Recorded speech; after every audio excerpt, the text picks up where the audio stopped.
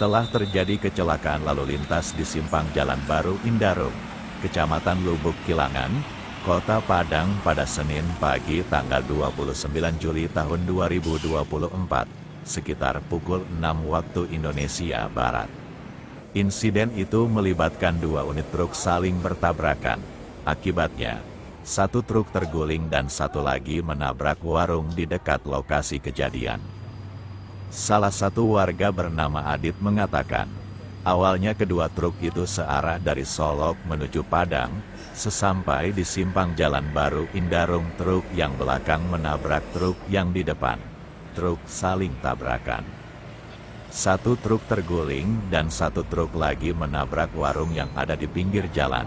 Polisi sudah di TKP. Jalanan agak macet, Pak, ungkapnya.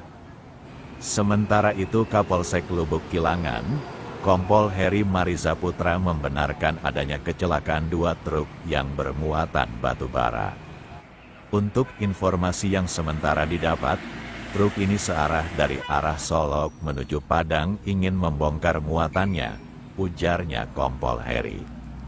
Setibanya di TKP, truk yang di belakang tidak tahu bahwa truk yang di depannya mau bongkar batu bara di PT Semen Padang.